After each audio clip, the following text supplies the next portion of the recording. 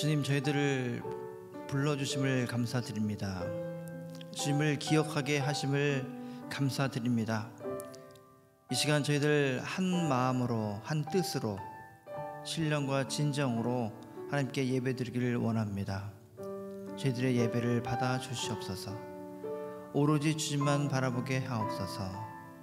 예수님 이름으로 기도드립니다. 아멘.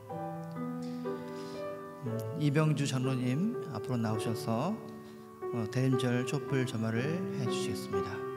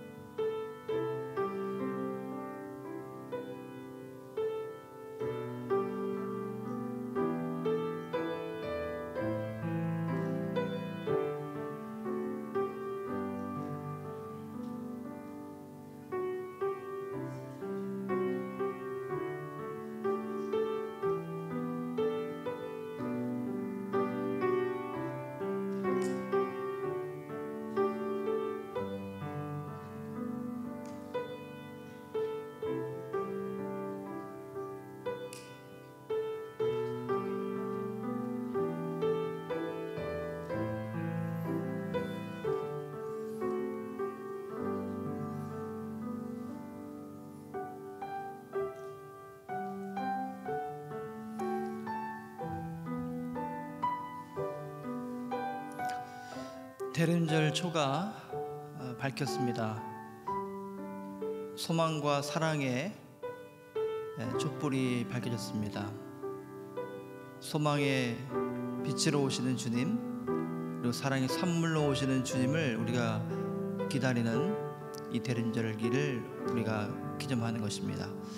다 일어나셔서 함께 나는 예배자입니다. 함께 찬양함으로 하나님께 예배드립니다.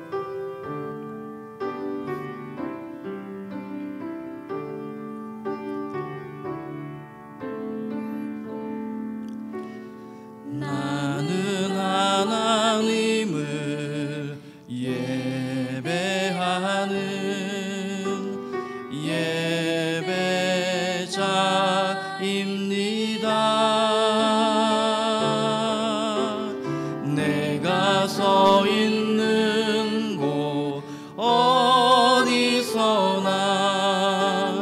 하나님을 예배합니다. 내 영혼 거룩한 은혜를 향하여 내 마음 완전한 하나님 향하여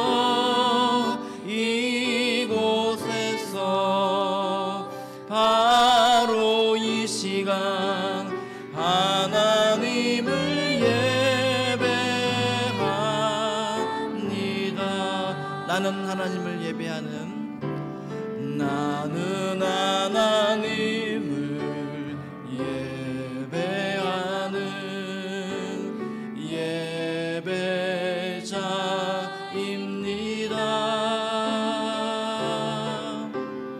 내가 서 있는 곳 어디서나 하나님을 예배합니다.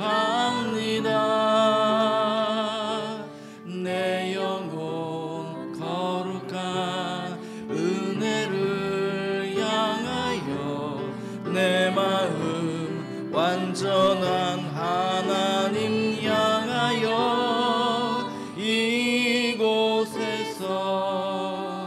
바로 이 시간 하나님을 예배합니다.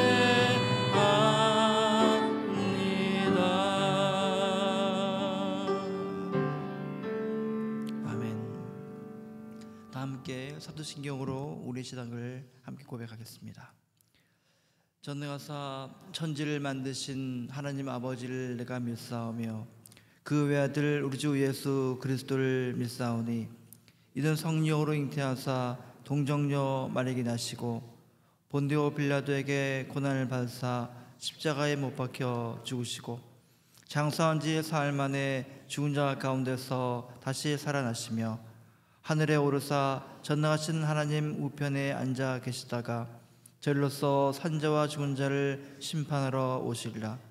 성령을 믿사오며 거룩한 공예와 성도와 서로 교통한 것과 죄를 사하여 주시는 것과 몸이 다시 사는 것과 영원히 사는 것을 믿사옵나이다. 아멘. 찬송 105장 하나님께 올리겠습니다.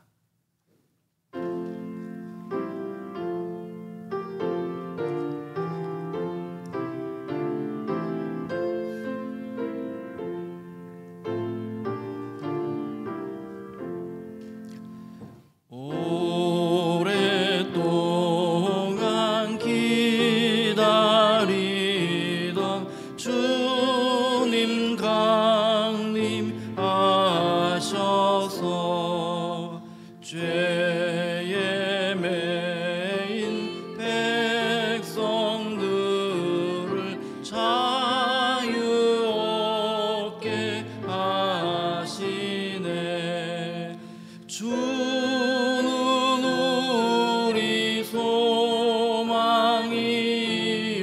힘과 위로 되시니 오래 기다리던 백성 많은 복을 받겠네. 모든 백성 구하려고 임금으로 오시니 영원토록 우리들을 친히 다스리시네. 죄로 상한 우리 마음 은혜로써 고치고 주의 빛난 보좌 앞에 이르도록 하소서.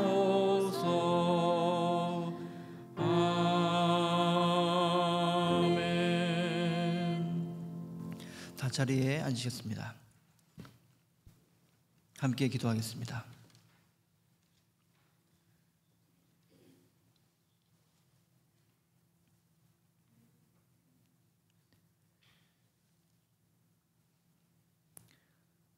어드벤티스트 예수 주님의 오심을 기다립니다. 거룩한 날을 제정하시고 기념하게 하셔서 이렇게 한자리에 모여 주님께 예배드리게 하심을 감사드립니다. 한 주간도 세상 속에서 흩어진 교회로 살게 하시며 주님의 복음을 따라 살게 하시고 복음을 전하게 하셨습니다. 어두운 곳에 빛을 비춰주시고 차가운 곳에 온기를 허락해 주셨습니다. 주님의 은혜를 생각할 때마다 저희들은 주님만을 바라볼 뿐입니다. 그러나 때로는 저희들의 약함과 어리석음으로 인해서 주님의 말씀 따라 살지 못했음을 이 시간 고백합니다. 매 순간마다 임마누엘로 동행하신다 약속하실 것만 저희들은 눈과 귀가 어두워 그만 낙담하고 좌절하고 했습니다. 또한 육신의 연약함과 안락함과 게으름으로 인하여 주님의 말씀을 외면했고 무시한 적도 있습니다. 저희들 이 시간 저희들의 죄과를 주님 앞에 내려놓고 회개하오니 주님 용서하여 주시옵소서. 다시는 죄의 길에 서지 않게 하시고 복된 자리에 서게 하옵소서. 연말을 맞이하여 분주한 가운데 있습니다. 한 해 동안 지나온 날들을 돌아보며 주의 복을 세어보는 저희들 모두가 되게 하여 주옵소서. 형제자매 가운데 육신의 질병으로 신음하는 자 있습니까? 마음의 병으로 인하여 괴로움 당하는 형제 자매 있습니까? 경제적으로 어려움 당하여 눈물 짓는 형제 자매 있습니까? 주님, 이 시간 간구하오니 이들의 아픔과 고통을 외면치 마시고 이들의 간구에 응답해 주시옵소서. 또한 믿음이 약한 형제 자매들 있습니다. 하나님을 애써 알고자 하는 믿음의 장성한 분량까지 자라나게 하옵소서. 이 예배에 동참하여 주께 신령과 진정으로 예배하는 모든 이들에게 주님의 은혜를 그리고 사모하는 마음을, 주님을 경외하고 감사하는 마음을 허락해 주시옵소서. 예배를 위하여, 친교를 위하여, 어린아이들의 교육을 위하여 여러 모습으로 봉사하는 손길들 주님 기억하시사 이들에게 한없는 하늘의 복을 내려 주시옵소서. 오늘도 주님의 말씀을 전하기 위해 주의 종을 단 위에 세우실 때에 주의 영으로 함께 하사 모두가 경청케 하시고 모두가 말씀 따라 살게 하옵소서. 어드벤티스트 예수 그리스도의 이름으로 기도드립니다. 아멘.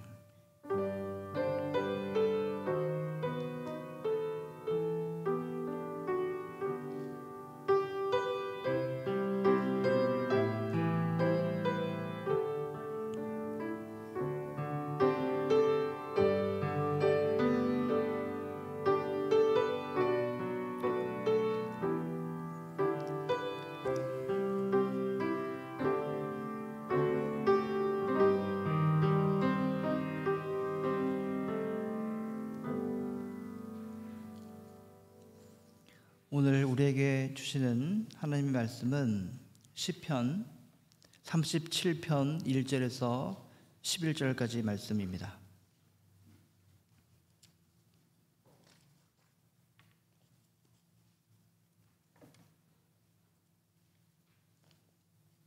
시편 37편 1절에서 11절까지 말씀입니다.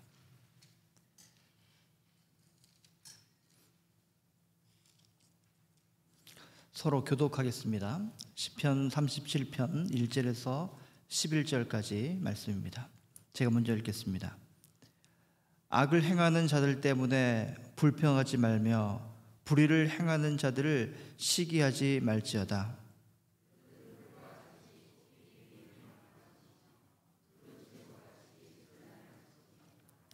여호와를 의뢰하고 선을 행하라.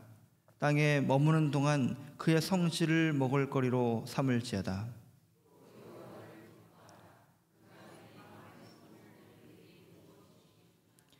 내 길을 여호와께 맡기라. 그를 의지하면 그가 이루시고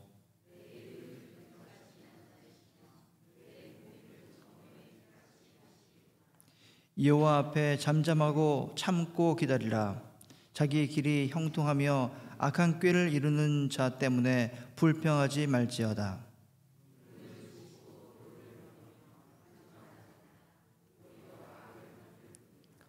진실로 악을 행하는 자들은 끊어질 것이나 여호와를 소망하는 자들은 땅을 차지하리로다.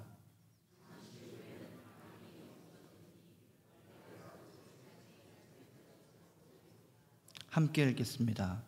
그러나 온유한 자들은 땅을 차지하며 풍성한 화평으로 즐거워하리로다. 아멘. 주님의 말씀입니다.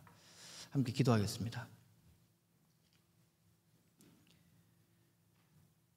주님, 이 시간 주님의 말씀을 주셨습니다.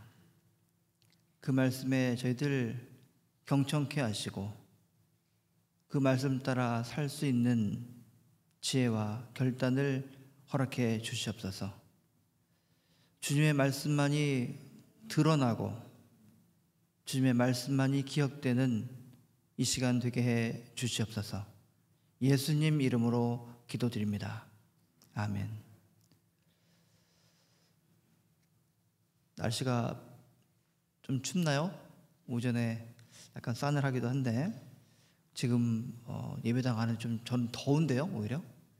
약간 느낌이 높아서 그런지 모르겠지만 좀 더운 느낌이 듭니다. 하나님께 예배하는 이 시간 우리들 가운데 주님의 평화와 주님의 위로가 함께 하기를 간절히 축원합니다. 오늘은 대림절 둘째 주일이죠. 지난주부터 우리는 대림절 초를 밝히면서 예수 그리스도의 오심을 기다리고 있습니다. 소망과 기쁨, 그리고 평화, 사랑, 이것들을 상징하는 4개의 초가 있죠. 그리고 예수 그리스도를 상징하는 이렇게 가운데 초가 있습니다. 오늘은 잘 붙어 있네요, 불이. 하나님의 약속, 하나님의 약속이 우리에게 임했는데 그 약속은 바로 예수 그리스도시죠. 예수 그리스도를 우리에게 주셨는데 소망의 빛으로 오신다. 그리고 하나님의 사랑의 선물이다. 이렇게 우리는 고백하면서 이렇게 대림절 초를 밝히는 것입니다. 교회에는 갖가지 상징들이 있죠. 여러분 보시면은 사방에 에피스코폴 처치 예배당을 우리가 쓰고 있는데 보면은 스테는 클라스를 통해서 많은 상징들도 있고, 그다음에 그림이 있죠. 십자가가 있고, 그다음에 초가 있습니다. 여러 가지 상징들이 있는데 이 상징이 허투루 그냥 괜히 하는 것이 아니라 매우 의미를 가지고 있는 것이죠. 사실 우리가 옷을 입고 있는 것도 하나의 상징입니다. 옷을 이렇게 입을 이유가 없죠. 그러나 옷을 입음으로 인해서 뭔가를 나타내고 드러내는 것이죠. 자, 오늘 말씀을 나누고 싶은 것은 이것입니다. 인생을 살다 보니까, 저도 오랜 세월을 산 건 아니지만 살다 보니까 인생은 참 기다리는 것이구나, 기다리는 것이구나, 이렇게 어느 날 번뜩 깨달아질 때가 있습니다. 우리 각자는 삶의 목적이 다 다르죠. 어릴 때부터 교육받고 그리고 성장해서 어떤 잡을 갖고 살면서 목적이 다 다릅니다. 그러나 자신의 목적이 이루어지는, 성취되는 그날을 손꼽아 기다리면서 살아가곤 합니다. 또 우리가 오늘의 어렵고 힘든 고통과 고난을 견디면서 하루하루 눈물 나는 일도 있고 화가 나는 일도 있지만 견디면서 살아갈 수 있는 것도 어쩌면 내일이라는 그런 소망과 기다림이 있기 때문일 것입니다. 내일이 없다면 그럴 수가 없겠죠. 우리의 속담에 쥐구멍에도 벼뜰 날이 있다, 이런 말 있잖아요. 오늘의 삶이 아무리 힘들고 고통스러울지라도 낙심하거나 비관하지 말라, 이런 지혜를 우리에게 준 거 아닐까 싶습니다. 믿음이란 무엇일까요? 저는 목사이자 신학자로서 믿음이라는 것에 대해서 얼마나 많이 얘기했는지 모르겠지만 믿음이란 무엇일까 또 질문합니다. 여러 말로 설명할 수 있겠죠. 1시간 설명할 수도 있고 일주일 설명할 수도 있고 1년 동안 설명할 수도 있을 겁니다. 믿음이란 무엇일까? 자, 그러나 그 중에 믿음이라는 것은 바로 기다림이 아닐까 싶습니다. 믿음이란 기다림이다. 우리는 흔히 히브리서 11장을 믿음장이라고 부르죠. 신앙생활을 오래 하신 분들은 히브리서 11장을 볼 때마다, 들을 때마다 믿음장이잖아, 이렇게 말씀하시겠죠. 자, 믿음이 무엇인지, 믿음의 사람들은 어떤 사람인지를 자세하게 설명하고 있습니다. 히브리서 11장을 혹시 잘 모르시는 분들은 오늘 집에 가셔서 히브리서 11장 한번 읽어보세요. 자, 히브리서 11장에 우리가 많이 들어본 구절이 있습니다. 믿음은 바라는 것들의 실상이요 보이지 않는 것들의 증거다. 믿음은 바라는 것들의 실상이요 보이지 않는 것들의 증거다. 이 믿음의 정의를 다른 말로 바꿔 말한다면, 믿음이라는 것은 지금은 보이지 않지만 이 보이지 않는 것들이 보일 때까지, 깨달아질 때까지, 느껴질 때까지 기다리게 하는 힘이다, 이렇게 말할 수도 있겠습니다. 세상 사람 누구나 다 볼 수 있는 것, 그것들을 우리가 보는 것은 별거 아닙니다. 세상 사람들이 다 보는 것을 나도 본다, 이거 별거 아니겠죠. 문제는 세상 사람들이 볼 수 없는 것을 우리가 볼 수 있을 때 우리는 구별된 사람, 특별한 사람이 되는 것입니다. 믿음의 사람이죠. 세상 사람들이 볼 수 없는 것을 볼 때에 우리들은 믿음의 사람이 되는 것입니다.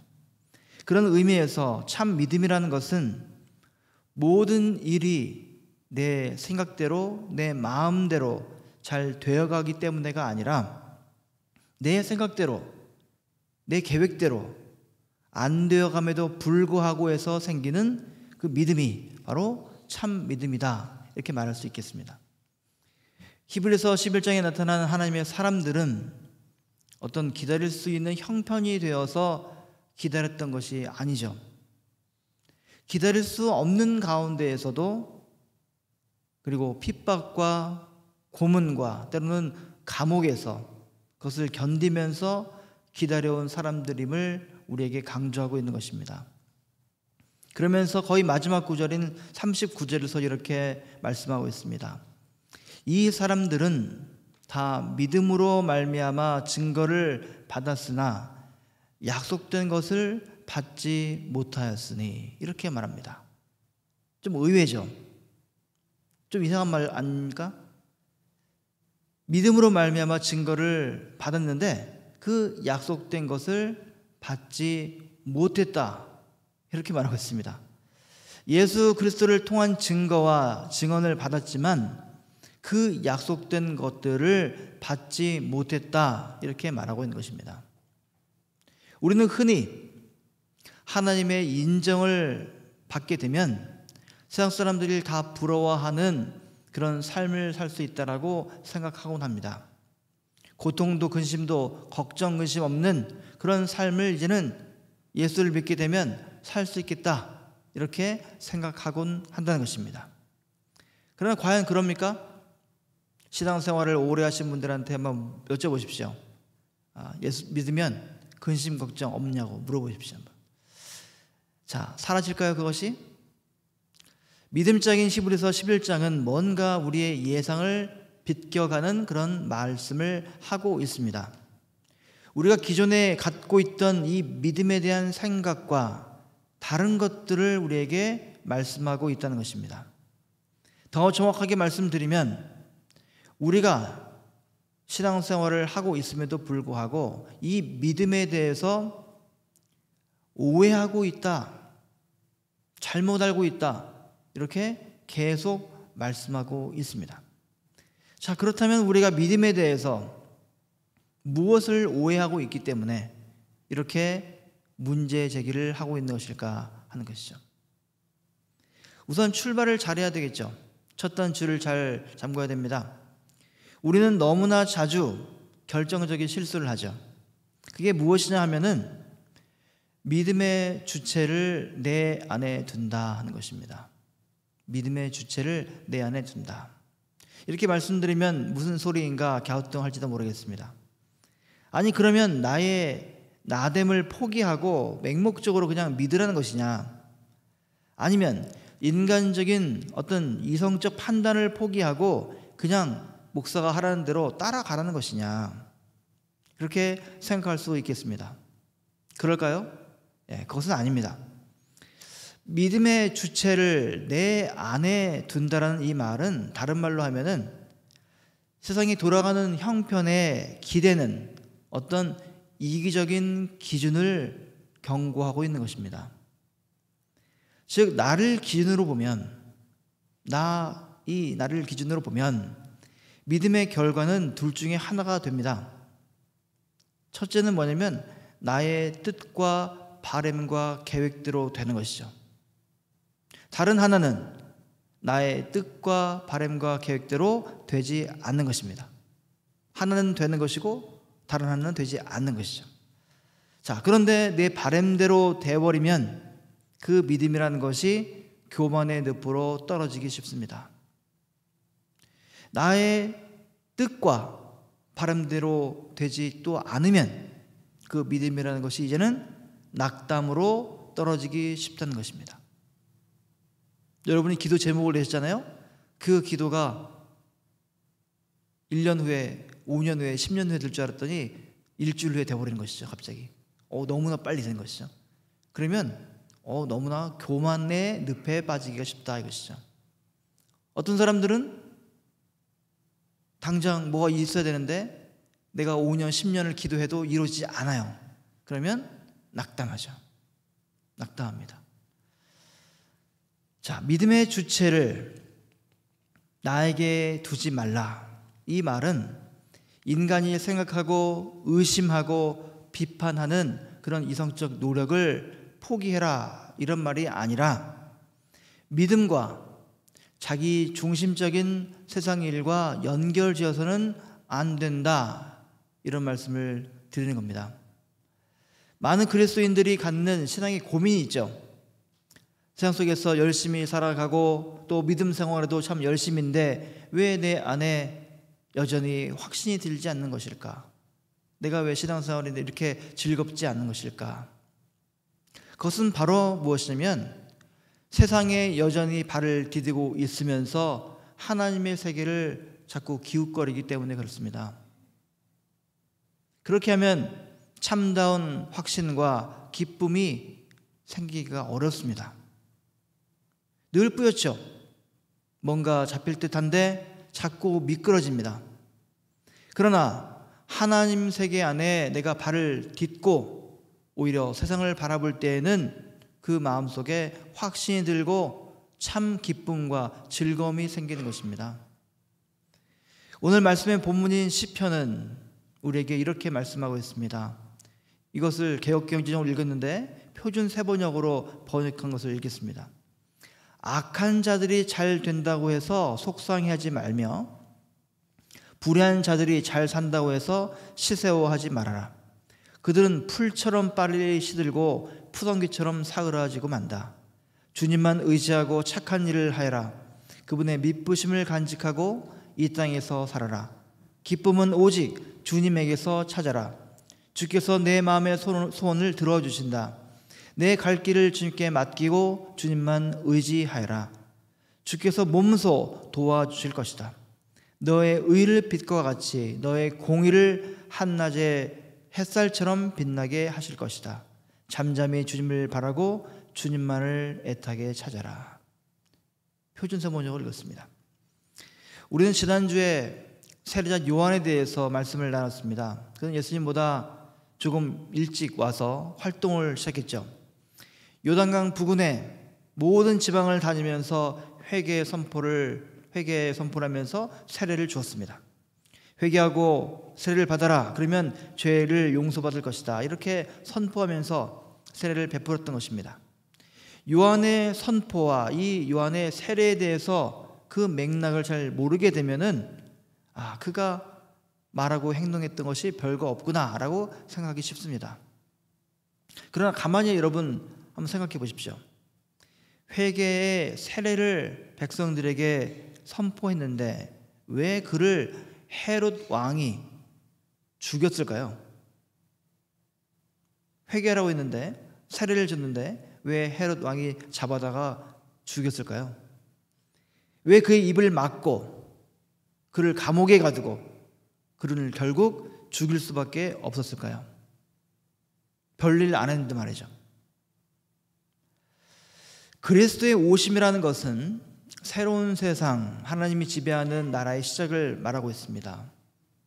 백성들이 새 세상을 기다리는 것은 지금 다른 말로 번역을 하면은 로마 식민지 시대 아닙니까? 너무나 힘들고 어려운 시대를 사는 것이죠.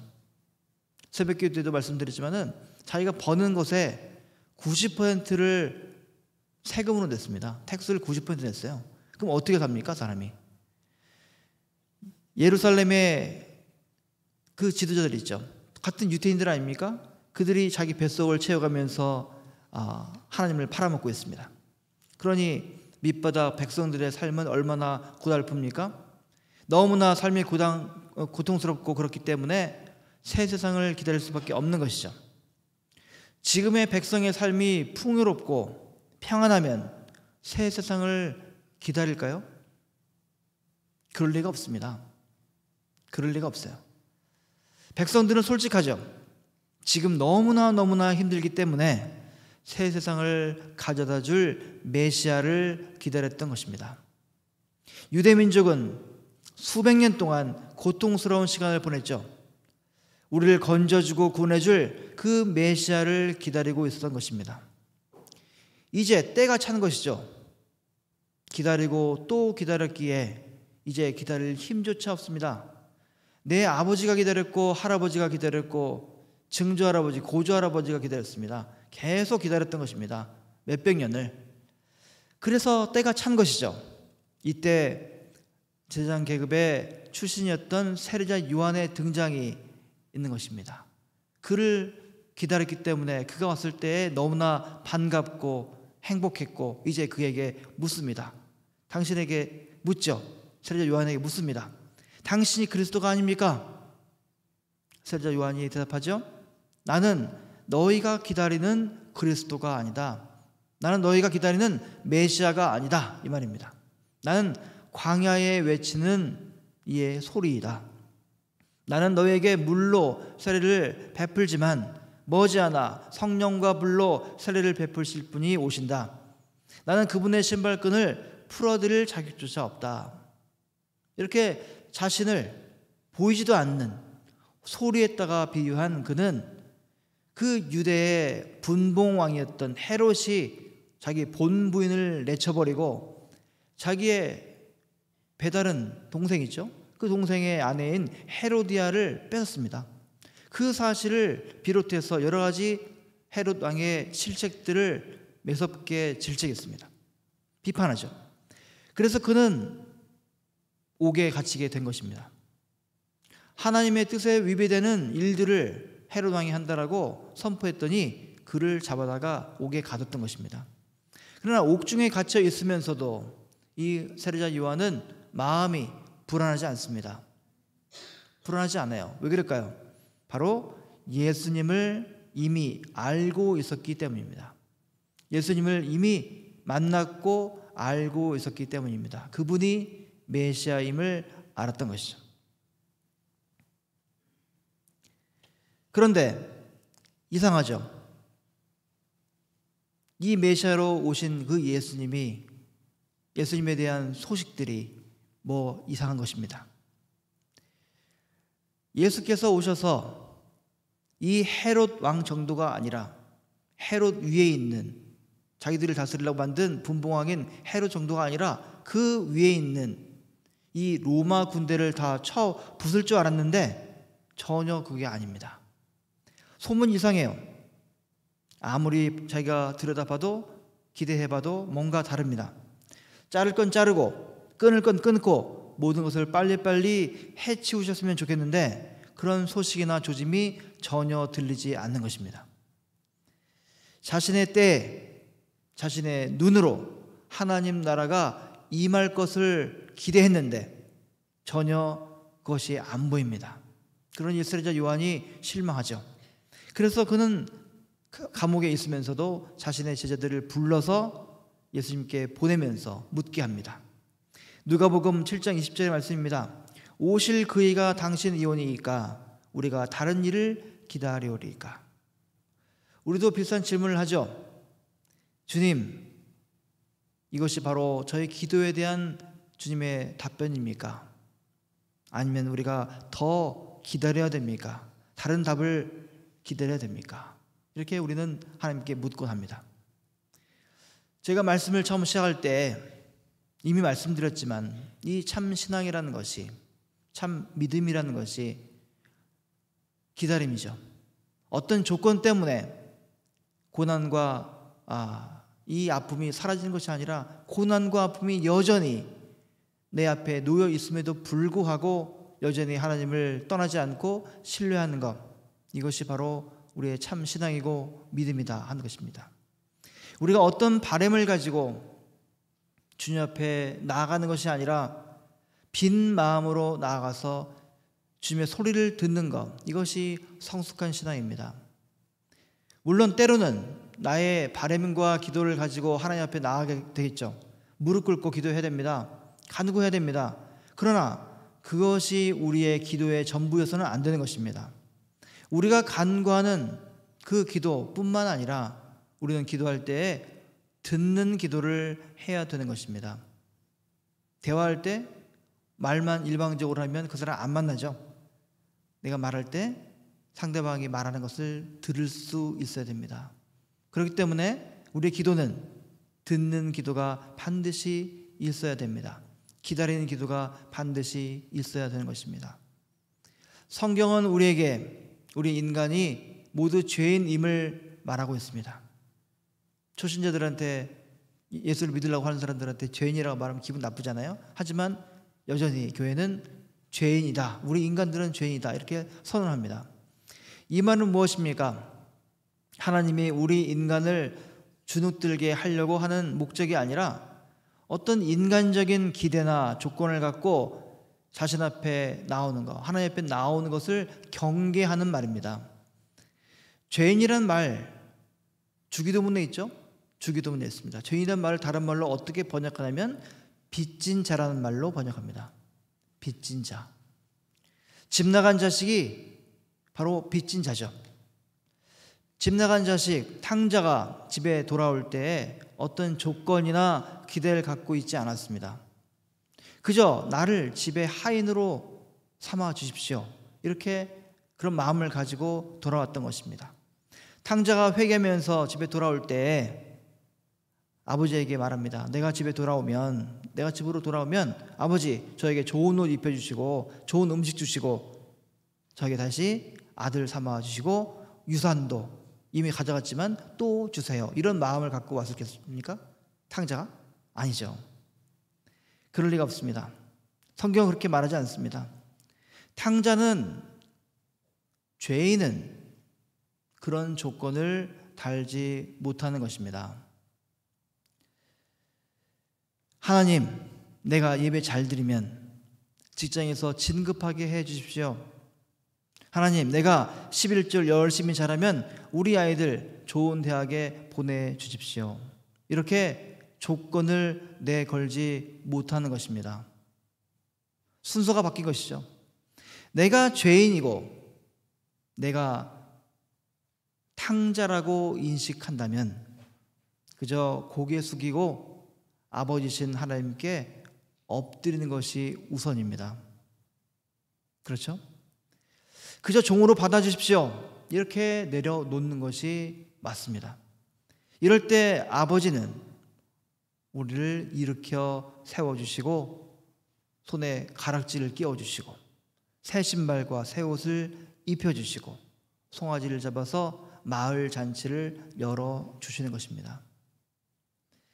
오시기로 되어 있는 분이 자기인지를 묻는 세례자 요한의 제자들에게 예수님께서 말씀하시죠. 너희가 가서 보고 들은 것을 요한에게 알리되 맹인이 보고 못 걷는 사람이 걸으며 나병 환자가 깨끗함을 받으며 귀 먹은 사람이 들으며 죽은 자가 살아나며 가난한 자에게 복음이 전파된다 하라. 누구든지 나로 말미암아 실족하지 아니하는 자는 복이 있도다. 이 말을 전하했습니다. 문자 그대로 읽으면 안 되겠죠. 눈먼 사람이 누굽니까? 육신의 눈은 떠 있어도 볼 것을 보지 못하는 사람, 그런 사람이 눈먼 사람인 것입니다. 못 걷는 사람 누굽니까? 자기 안에 역사하시는 성령의 능력을 깨닫지 못하고 손만 벌리고 앉아있는 우리들이 바로 못 걷는 사람들인 것입니다. 회개하라, 천국이 가까이 왔느니라, 그런 얘기를 매 주일마다 듣고 있으면서도 아무런 회개와 행동을 하지 않는 우리들, 귀먹은 사람이 아니면 누구겠습니까? 먹고 마시고 쇼핑하고 돈 버는 것만으로 내가 살아있다라고 착각하는 사람들, 그런 사람들이 바로 죽은 사람들 아니면 누가 죽은 사람들이겠습니까? 이미 바깥은 주님을 기다린다는 명목으로 온갖 치장을 하고 있습니다. 곳곳마다 성탄절의 캐롤이 울려 퍼지고 새로운 상품이 크리스마스 선물이 될 준비를 하고 있습니다. 연말에는 온갖 모임들이 우리를 기다리고 있죠. 그리고 이것들이 모두 오시기로 되어 있는 주님을 빙자해서 이루어지고 있습니다. 우리가 주님을 기다린다 함은 팔짱 끼고 기다리는 것이 아닙니다. 귀한 손님이 온다고 하면 우리는 청소라도 한 번 더 하고 옷을 정갈하게 갈아입고 마음에는 기대와 설레임으로 그렇게 기다리는 것입니다. 어린아이들이 손님이 오면 어떻게 합니까? 펄쩍펄쩍 뛰죠. 너무 신나서. 좀 크면은 좀 달라지지만 어린아이들은 손님 온다 하면 펄쩍펄쩍 뜁니다. 너무 좋아서요. 그런 마음이 여러분들에게 있는지 한번 자문해 보십시오.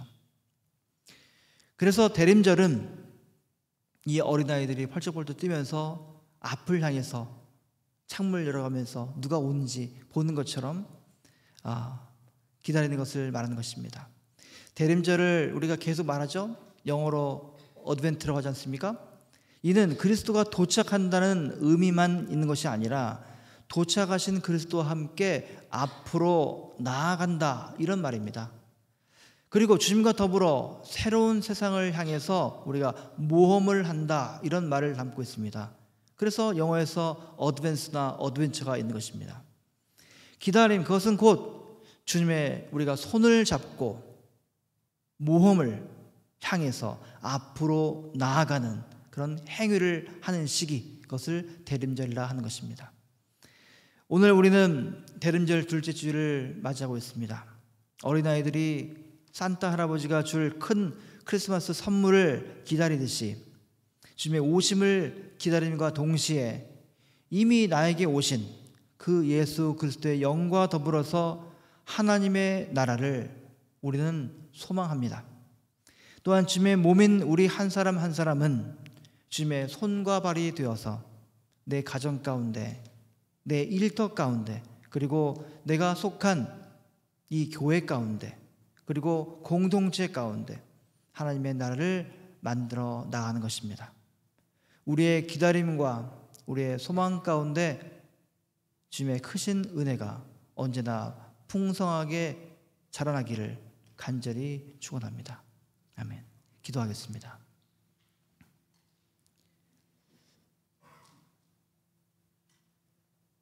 남들이 다 기다리는 성탄절, 분주한 모임들이 기다리고 있는 이 성탄절, 세상 사람들과 구별되지 않는 이런 성탄절을 저희들이 맞이하고 싶지는 않습니다. 주님의 오심을 기다릴 때 어린아이들이 산타 할아버지가 주는 그 성탄 선물을 기다리는 마음으로 저희들이 기다리기를 원합니다. 간절한 마음, 소망하는 마음, 저 내면의 깊은 곳에서 우러나오는 참 기쁨으로 주님을 기다리기를 원합니다. 주님이 이미 오셔서 이 땅 가운데서 다스리고 계심을 저희들이 바라보게 하시고 깨닫게 하시고 삶 속에서 누릴 수 있도록 인도해 주시옵소서. 예수님 이름으로 기도드립니다. 아멘. 찬송 545장 함께 부르시면서 봉헌하시겠습니다.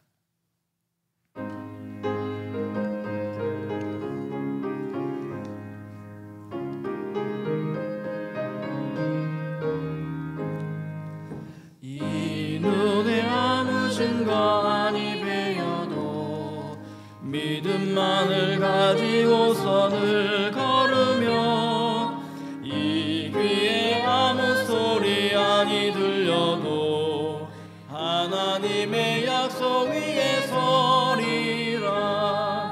걸어가세 믿음 위에 서서 나가세 나가세 의심 버리고 걸어가세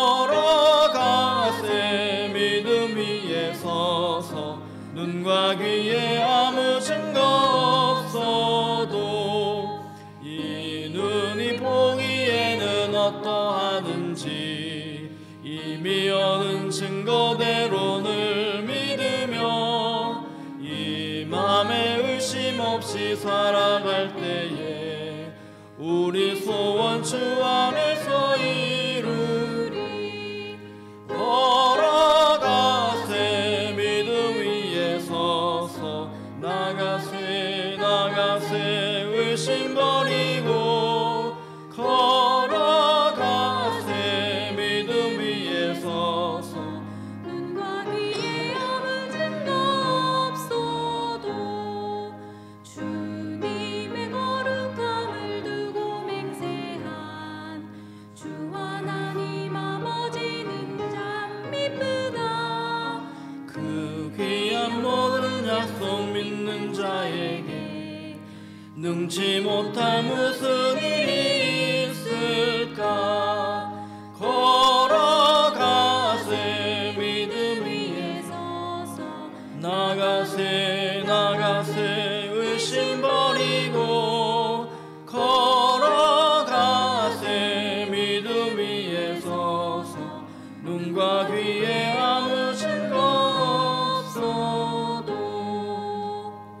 아멘. 주님 감사합니다. 주님을 기다리는 이 대림절기에 저희들 한 사람 한 사람 눈동자와 같이 지켜주심을 감사드립니다.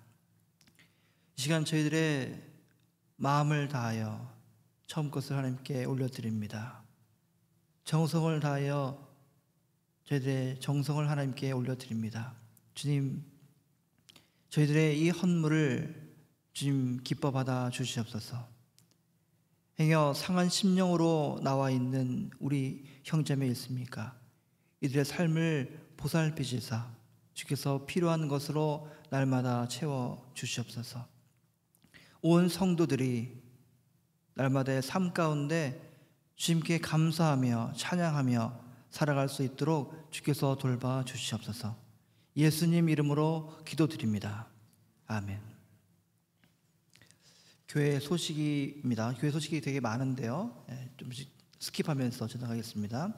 바이블 일정 공지 보시면 되고 있고요. 예배 후에, 친교 정리 후에 예배당에서 성탄절 예배를 위한 찬양 연습이 있습니다. 많은 분들 참여해 주시면 감사하겠습니다. 다음 주 주일에 예결산 위원회가 있습니다. 장로님, 권사님 그리고 안수 집사님 부부가 있는데 부부가 겹치는 경우가 있잖아요. 동시에 해당되는 경우는 한 분만 참석해 주시면 감사하겠습니다. 그리고 이번 주 토요일에 우리 교회에 참여하고 있는 아프리카 선교 30주년 선교 보고회가 있습니다. 저도 그 자리에 참여해서 순서를 맡았는데 토요일 오후 5시에 산호세 한인 침례교회에서 열린다고 합니다. 기도 부탁드립니다. 홈리스 거리 선교 21일 날 다다음 주죠. 목요일 오전 8시에 있습니다. 달력이 준비되어 있습니다. 기다리고 기다리던 예수님이 아니라 달력을 한참 말씀하셨는데 달력이 있습니다. 달력 2부씩 한 권정당 가져가시고 필요하신 분들은 봉투도 있어요. 봉투에 넣어서 다른 분들에게 선물하시면 전도용으로 참 좋겠습니다. 그리고 7번 보시면 12월 모임 일정 성탄 주일 예배 있는데 25일 날이 성탄절이고 24일 날은 성탄 전야잖아요. 이분데 그날 온 가족이 함께 예배당에서 예배드리는 그런 예배를 하겠습니다. 그리고 기억하실 것은 31일 날 예배가 있습니다. 똑같이 예배가 있고요. 예배 끝난 다음에 친교를 매우 간단히 하고 저녁에 송구영신 예배를 모르겠어요. 여태까지 어떻게 했었는지. 올해는 8시에 하는데 저녁 6시에 함께 모여서 식사를 하시고 친교를 나누고 시간이 되면 윷놀이도 하고 뭐 이렇게 한다고 하는데 아무튼 하시고 8시에 예배를 드립니다. 8시에 예배 드리면 9시쯤 끝나겠죠?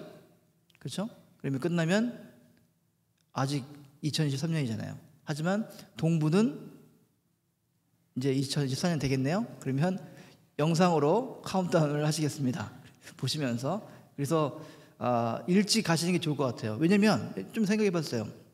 필요하긴 한데 송구영신 예배를 끝나면 예전에 기회 보면 1시나 2시에 집에 가서 2, 3시에 자요. 그러면 새해 첫날에 11시, 12시 늦잠 자게 돼요. 좀 안 좋더라고요, 저는.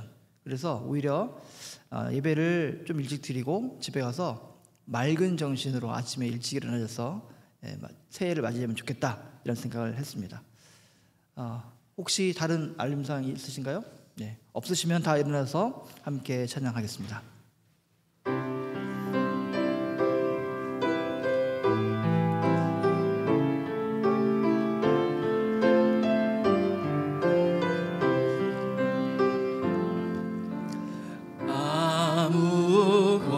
아무것도 두려워 말라. 주 나의 하나님이 지켜주시네. 놀라지 마라, 겁내지 마라. 주님 나를 지켜주시네. 아무것도 두려워 말라. 주 나의 하나님이 지켜주시네. 놀라지 마라, 겁내지 마라. 주님 나를 지켜주시네. 내 맘이 힘에 겨워 지칠지라도 주님 나를 지켜주시네. 세상의 험한 풍파 몰아칠 때도 주님 나를 지켜주시네. 주님은 나의 산성, 주님은 나의 요새, 주님은 나의 소망, 나의 힘이 되신 여호와. 내 마음이 힘이 겨워 내 맘이 힘에 겨워 지칠지라도 주님 나를 지켜주시네.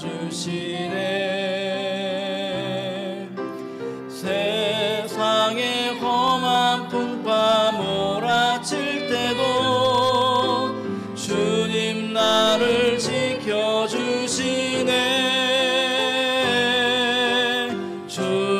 주님은 나의 산성, 주님은 나의 요새,